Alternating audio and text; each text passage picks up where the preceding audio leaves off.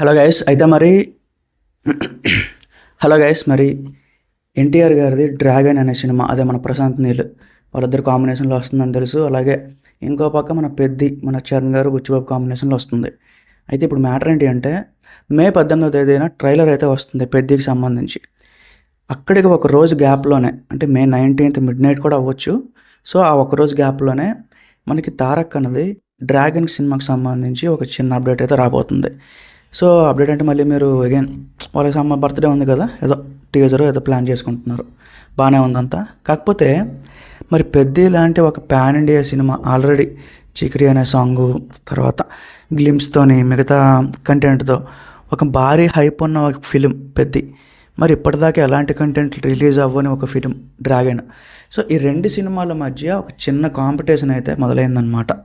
మరి వ్యూస్ పరంగా కానీ లైక్స్ పరంగా కానీ ఎవరు ఎక్కువ సాధిస్తారు అని చెప్పి. ఎందుకంటే తారక్ గారు చరణ్ గారు ఒక దగ్గర వచ్చారు అంటే ఖచ్చితంగా వాళ్ళిద్దరి మధ్యలో ఒక టైప్ ఆఫ్ పోటీ అయితే ఎలాగైనా క్రియేట్ అవుతుంది. వాళ్ళ ఫ్యాన్స్ మరీ ఎక్కువ ఎక్స్పెక్ట్ చేస్తారు. But as per my view అంటే నా పరంగా చూసుకుంటే పెద్ది సినిమాకి ఇంకొంచెం ఎక్కువ మెట్టు ఉండే అవకాశం ఉంది. ఎందుకంటే పెద్ది ఆల్రెడీ రావాల్సినంత హైప్ వచ్చేసింది గైస్. ఇంకా సరిపోదు అనుకో ఏం లేదు, చాలా హైప్ ఉంది సినిమాకి. మరి రిలీజ్ అవుతున్న ట్రైలర్ అది. ట్రైలర్లో రకరకాల ఎమోషన్స్ ఉన్నాయి, రకరకాల షార్ట్స్ ఉన్నాయి, రకరకాల కాన్సెప్ట్స్ ఉన్నాయి. ఇవన్నింటి ముందు కూడా డ్రాగన్ అనే ఫిలిం అసలు ఏమాత్రం కూడా నిలబడదు అనేది నా ఒపీనియన్. మరేమో ఇప్పుడు సడన్గా ఒక 1 minute 1.5 minute ఏదో వచ్చినా పర్వాలేదు, యావరేజ్ అనిపించుకుంటుందేమో తప్ప పెద్ద ట్రైలర్తో పాటుగా రావడం అనేది ఒక బ్యాడ్ ఐడియా అనేది నా ఒపీనియన్ అనమాట. సో అవసరం లేని కాంపిటీషన్ అది, ఇంకెప్పుడో రిలీజ్ చేసుకోవాల్సింది. బట్ ఇట్స్ ఓకే, మరి దగ్గరలో పెట్టేసుకున్నారు. రెండు ఎఫెక్ట్ అవుతాయని చెప్పను, ఎందుకంటే పెద్ద ముందు రిలీజ్ అయిపోద్ది కాబట్టి పెద్ద ట్రైలర్కి రావాల్సినంత హైప్ అంతా కూడా వచ్చేస్తుంది. బట్ డ్రాగన్ అనే ఫిలింకి మాత్రం చెప్పలేం, అది రావచ్చు రాకపోవచ్చు చెప్పలేం. సో అది కూడా ఫస్ట్ లుక్ ఏదైతే ఉందో మీకు పెడుతున్నాను చూడండి.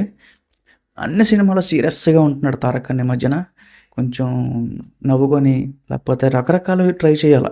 ఇప్పుడు దేవరా కూడా సేమ్ అలానే ఉంటుంది. ఇప్పుడు మన త్రిబులర్లో కొమరం భీమ్ క్యారెక్టర్ అట్లానే ఉంటుంది. సో ఇట్లాగా అన్నీ కూడా ఏదో సీరియస్గా అయిపోతుంది. ఇంకొక జానర్ వెళ్ళాలి, అన్ని యాక్షన్ అనే వెళ్తున్నాడు తారక్ అన్న.